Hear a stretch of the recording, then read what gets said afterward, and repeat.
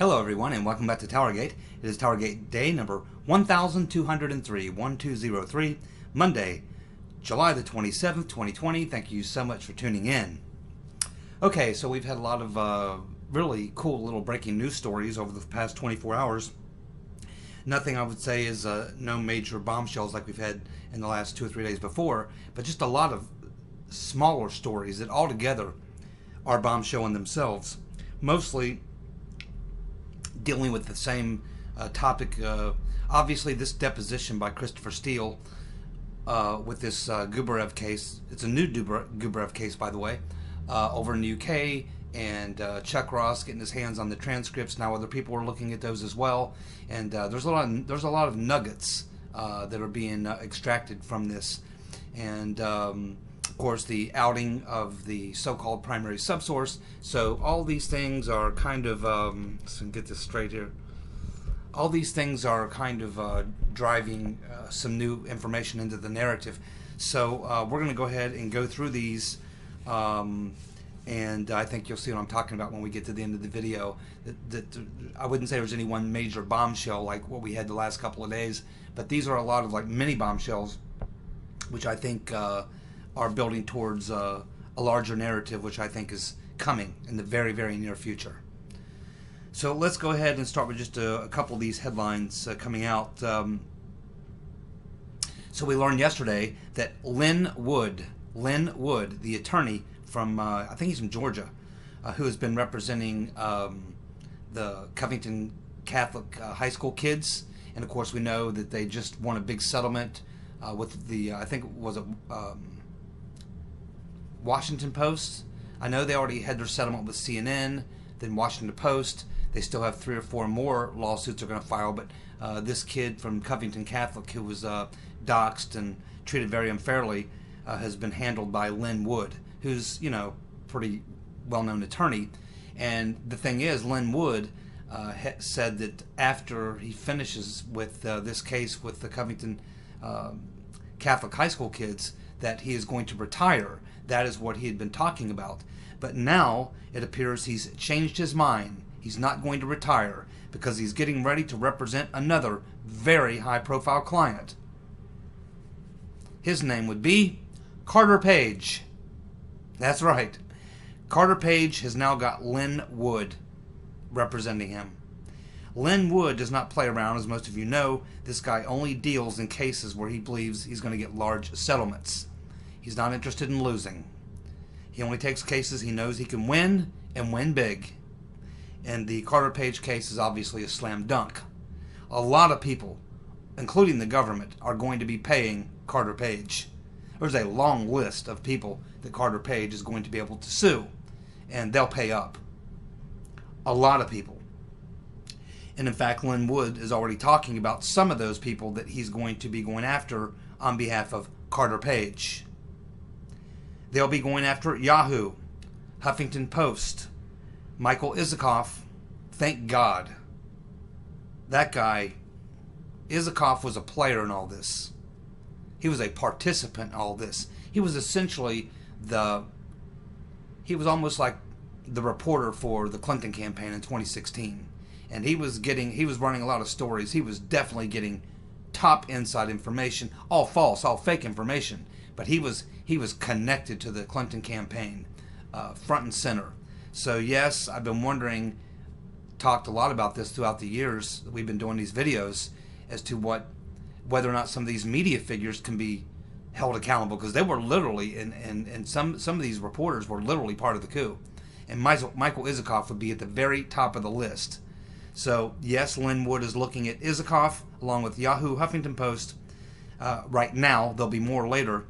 And of course, he's going after them because they essentially accused Carter Page of being a traitor and tried to ruin his life and did a lot of damage to Carter Page's career. He's not been able to go out and work as a consultant for 3 years since his name first came out, almost 4 years ago. He's lost a lot of money and a lot of credibility, and now he's looking to get it back. And Lynn Wood is the right guy to get the job done. So there you go. Lynn Wood is going to be representing Carter Page. Those lawsuits will probably be filed in the very near future. Carter Page is going to get paid a lot of money. We had Lindsey Graham on Maria Bartiromo on Sunday morning, and he's saying that there's going to be some documents that's going to be released this week, that will show that not only did the FBI lie to the FISA court, but that they, in Graham's own words, lied their asses off to Congress as well. So he's talking about the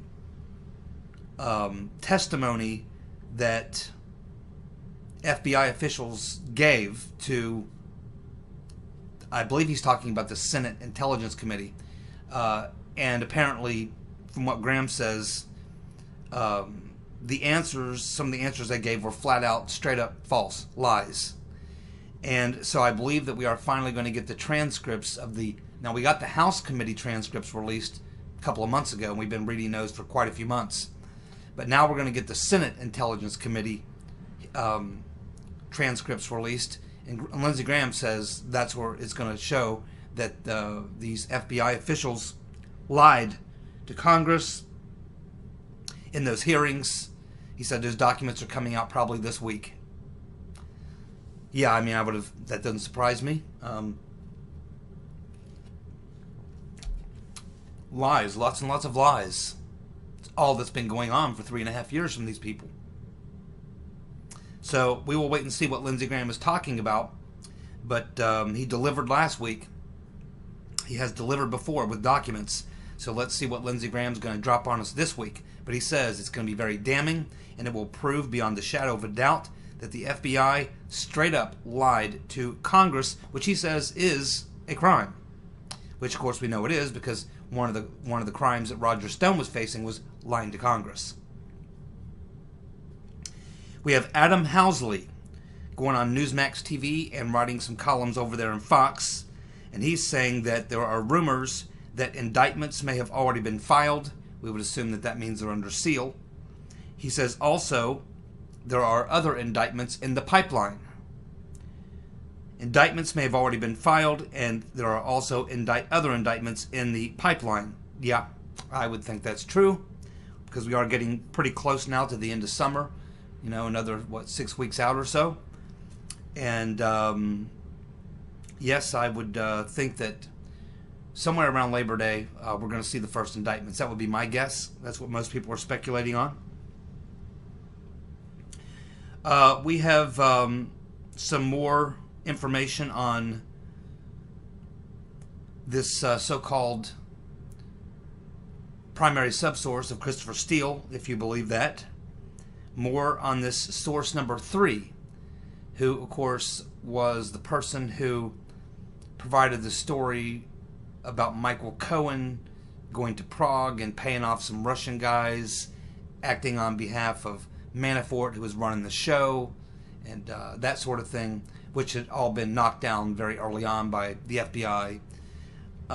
So it all turned out to be false. But it looks like they're now outing this source number 3. This has not been 100% confirmed, but it's the same person who outed Iggy.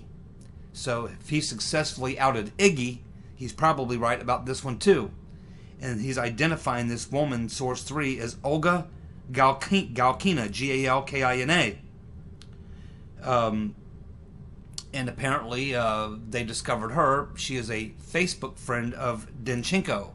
I guess they were able to, before he shut down his social media, after his name went public, prior to that, some people obviously got some screen grabs of some of his Facebook pages, and now it looks like they're claiming this woman, Olga Galkina, is his source number 3, an old schoolmate, friend of his when he was in Russia. She occasionally travels to the U.S. She obviously fills in or checks quite a few of the boxes as one of his sources, female sources.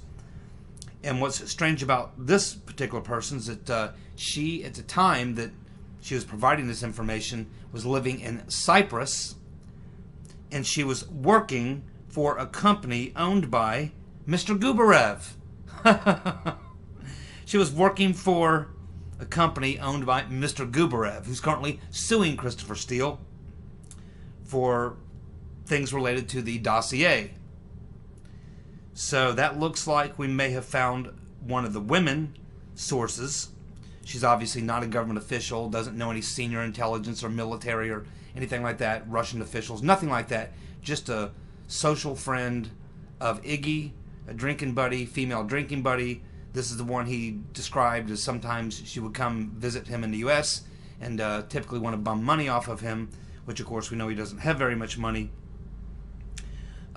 So that seems to be what is going on with this source number 3, Olga Galkina. We'll wait and see in the next couple of days if that is confirmed. We also have a very interesting story that came out over the weekend at One America News. Now, most of us remember that we had heard the story that when they first went for a FISA warrant back in July, the latter part of July of 2016, they first went for a FISA warrant. Now, we all assumed up to this point that that was Carter Page, because shortly after that, they did get a FISA on Carter Page. And the story we have been working with for a couple of years now is that they tried to get the FISA on Carter Page. They didn't have enough info or whatever, so they went back, got more dossier material, took that to the FISA court, and succeeded in then getting the first FISA warrant on Carter Page. That's been the story up to this point. But One America News is reporting that that's not true. They're saying now that that first attempt at a FISA warrant was not on Carter Page, but rather on Papadopoulos. They tried to get a FISA on Papadopoulos in late July of 2016, and it got shot down.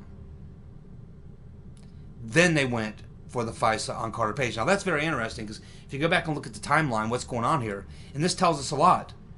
It tells us that they had the dossier information, but they obviously didn't believe in it, couldn't verify it, didn't trust it very much, and knew it would be a very, very tough stretch and very dangerous to use something that thin and that weak, that they would obviously have to lie in order to get anything done with the FISA based on the dossier. So that's why they were working so hard on Papadopoulos, running Halper, Downer, and Misfit at Papadopoulos.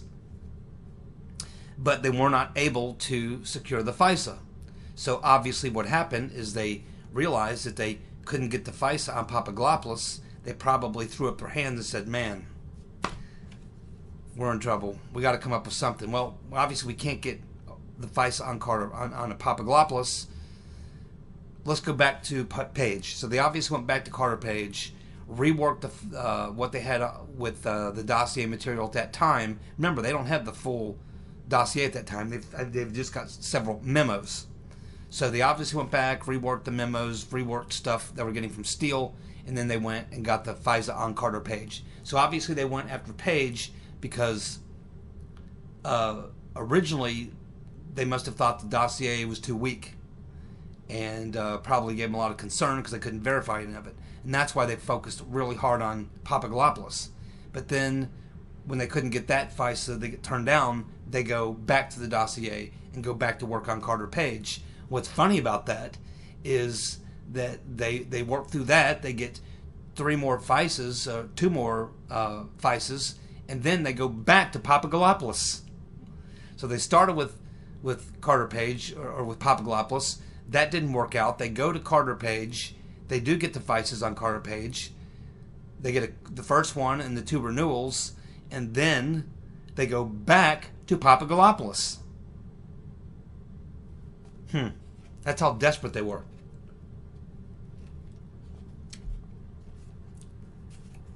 So there you go. The first attempted FISA, which we all thought was a failed effort on Carter Page, turns out it was a failed effort on Papadopoulos.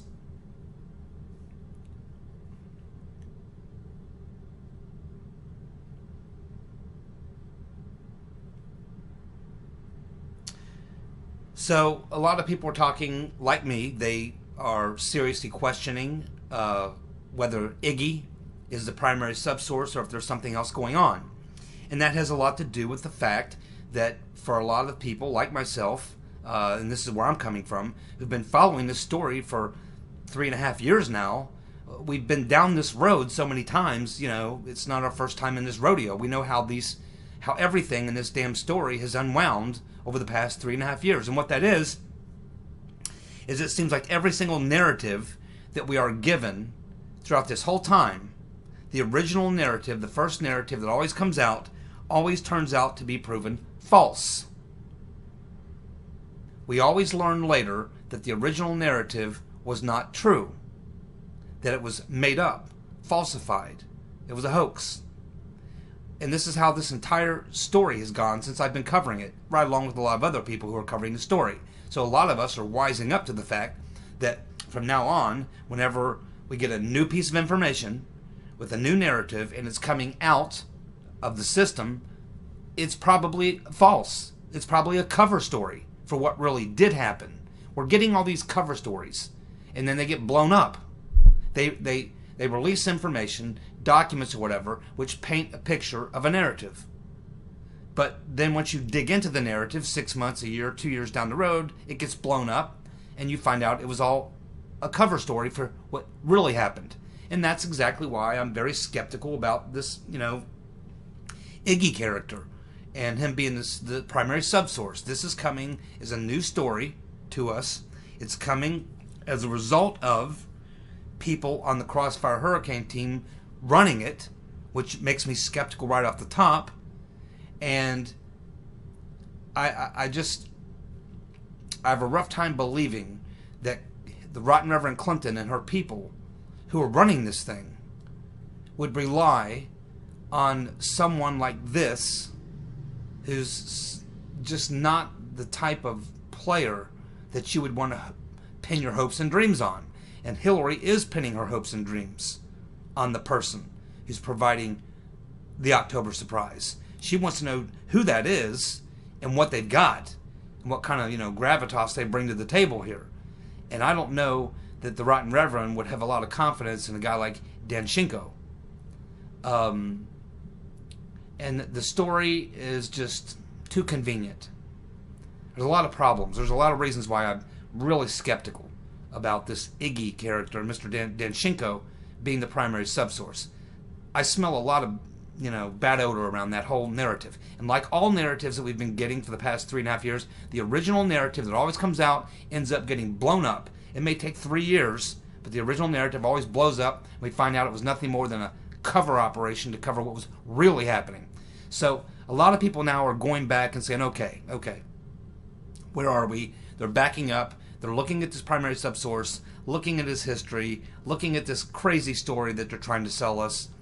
And a lot of people are going, there's got to be something else going on here. And so a lot of people are now going back and looking at Halper again and believing that Stefan Halper may have been probably more key to feeding information, not directly probably, but indirectly through someone else into Steele's work.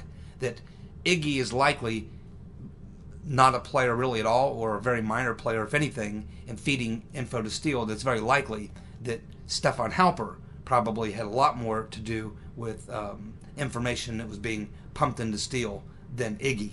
So that's where a lot of people are going back now and starting to look really hard again at Halper, especially since we now know that Halper, like Downer,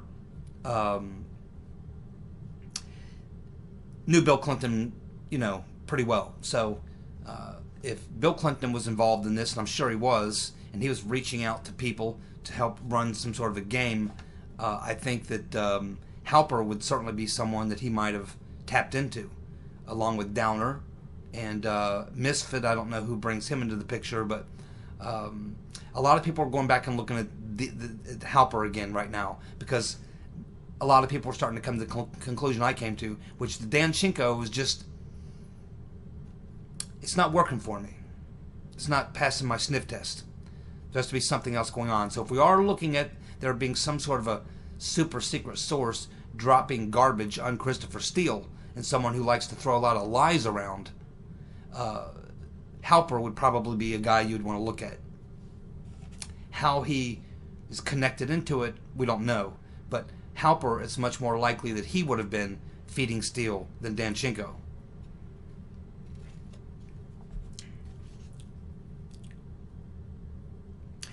Ed Butowsky. Many of you may have forgotten Ed Butowsky, but he is the person who's been intimately involved in trying to get to the bottom of the Seth Rich conspiracy. He's not a guy who you see in the headlines very much.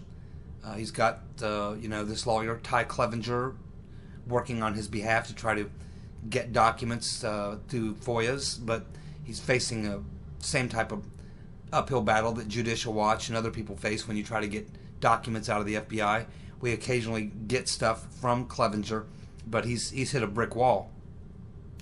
But now Ed Butowsky or someone else is reporting on this on behalf of Ed Butowsky, is saying that the detective in the Seth Rich case, the guy assigned to the Seth Rich murder, the detective whose name is Joey Della Camera, has asked for whistleblower protection. The police detective assigned to the Seth Rich murder case, Joey Della Camera, has asked for whistleblower protection. That coming from Ed Butowsky. So he must believe that something may come out about Seth Rich, and he is concerned, probably, and I would be too if I were him, that if everything comes out and they find foul play, they're going to come after him because he was the detective in charge of the case, and they may try to make it look like he was involved in the cover-up or whatever, and he's probably looking to clear his name or get out ahead of it before it comes looking for him to try to cover his butt. And my guess is this is probably just your typical detective. My understanding is, going back as far as I can remember with this particular detective, is that the gag order was put on him by higher-ups, that he was shut down by people above him. So he must feel that there's people who are going to throw him under the bus, maybe, and he doesn't want to be caught holding the bag. So it looks like he's trying to get out ahead of things. He is now seeking whistleblower protection. We also have Adam Housley on another story, and this is what he was saying on Newsmax TV. He is saying that he is hearing that Peter's been stroking us is cooperating with the Durham investigation now. Peter's been stroking us is cooperating with the Durham investigation. Sarah Carter had just written last week that she was hearing that Peter's been stroking us and Joe Pientka were both now talking to Durham. And of course, Housley says he's also hearing that both Comey and Clapper have now been interviewed by John Durham.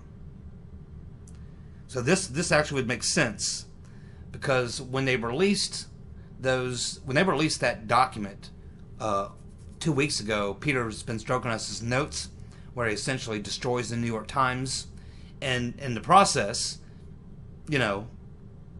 proves, I guess, cuts his own throat right along with McCabe and Bill Priestap and Lisa Page, because not only does he destroy the New York Times in that article, but he essentially is saying that everything that the Times was reporting on was bullshit.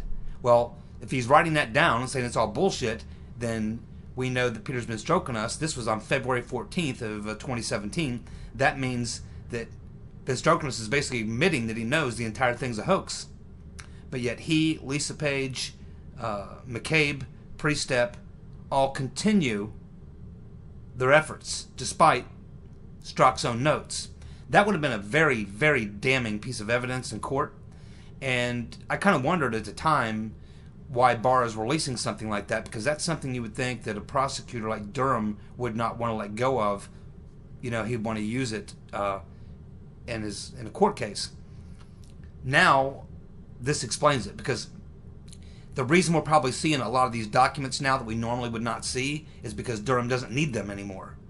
He only needed them if these cases were going to go to trial. But if he's got, people like been stroking us and McCabe, if he's got these people cooperating, Pientka cooperating, and essentially pleading guilty to, taking plea deals and cooperating, then he doesn't have to worry about going to court, going to trial with them. because they were copying plea deals and cooperating, which means he doesn't need this information. He can go ahead and, let it be publicly released. So that's something to keep in mind as we see these documents released. You can be sure that these types of documents, very damning pieces of evidence, the very fact that they're being released tells us that Durham doesn't feel he's going to be needing those documents or that evidence in a court trial, because there's not going to be a court trial. And that's either one of two reasons. Either because he doesn't have feel that he's got the evidence he needs to move forward and indict someone and take it to trial, or else that person has copped a plea deal and therefore it's not going to go to trial because they've pled guilty and are cooperating now. And I would think in the case of Peter Strzok and Joe Pientka, certainly they would be charged with crimes. But the fact that they're releasing these documents, including this Pientka document that shows Pientka's criminality, that would fit perfectly with the story that Adam Housley is putting out. We get two damaging documents that would be critical pieces of evidence against both Strzok and Pientka. They both get released. And that would explain why. Because they've obviously decided to cooperate and cop plea deals.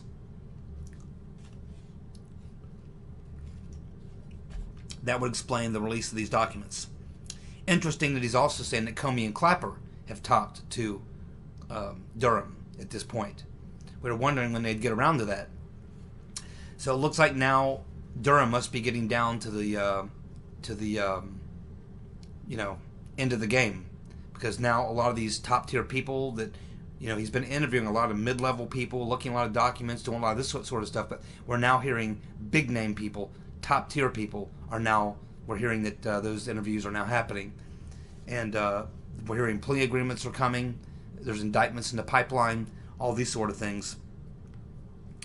Comey is a big fish, and there's another big fish flapping around out there named Tash Gohar, and she is probably a big fish, one of the biggest fish in the pond at this point. She may end up being the highest level person that we see from the DOJ indicted.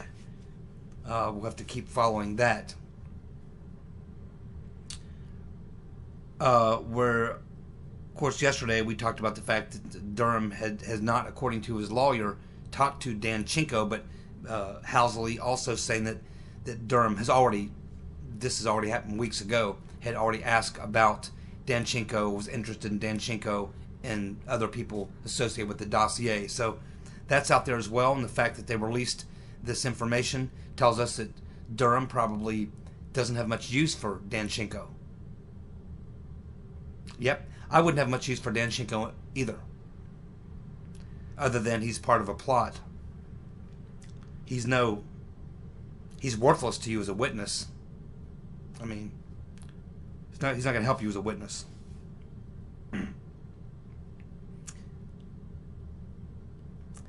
I also, was talking yesterday about Christopher Steele should be facing criminal charges.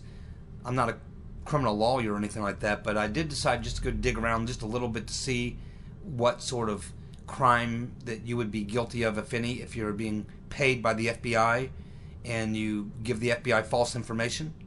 And it appears that there's 3 or 4 different federal statutes that you could or may violate as an informant who provides false information to the FBI, especially if you're being paid to provide that information. And the one that I saw that probably looked like it fit the best was defrauding the government. So Christopher Steele being paid by the government to produce information. He knowingly produces false information. And according to this federal law that I was reading, that would be defrauding the government. You're defrauding the government when you are being paid to do work for them and you defraud them, which is what Christopher Steele did. He also perjured himself in a couple of statements as well. So Steele could very likely, and of course we know that he wouldn't cooperate with Durham, refused to sit down for an interview with Durham, so my guess is Durham probably said, okay, fine, don't mess with him anymore. When we get to him, we'll get to him and we'll just indict him. He can talk to us then. So my guess is they've probably given up on Steele as being a cooperating witness. My guess is he's a horrible witness anyway. He cannot tell the truth. He's still not telling the truth. He's still not telling the truth. So I would think that we just may see Steele as being one of those people indicted, and he certainly fits the profile that I was reading of someone who would be defrauding the government, providing false information to the government as an informant who was being paid. Also, a little more background information.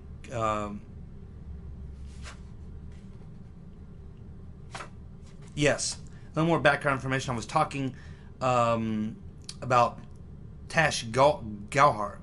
There's a email that's been uncovered, and it basically shows that it was Tash Gohar who was really in control of the DOJ in that time period, from the time that Rodenstein took over as acting AG because Sessions recused himself, and then of course, was eventually fired. But once he recused himself, Rodenstein took over, essentially supervising. He appoints Mueller, and he's supposed to be supervising Mueller, but he takes a very hands-off approach.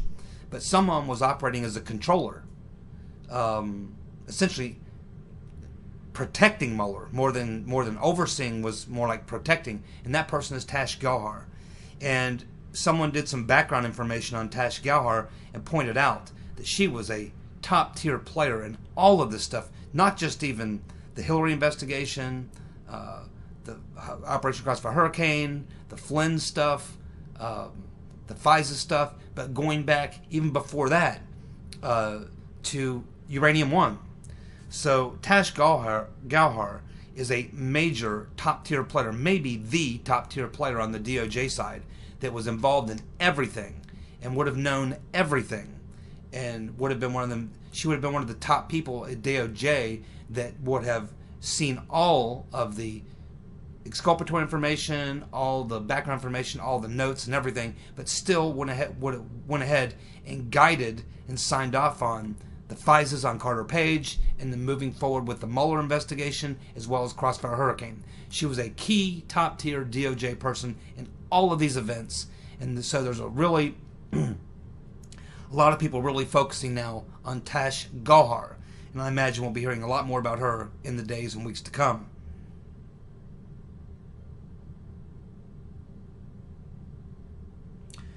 Also, I was reading an article from an attorney named Jim Casey, and he was looking at this information regarding Chinko, and the fact that we learn now he got a plea agreement, or what's sometimes called a proffer agreement.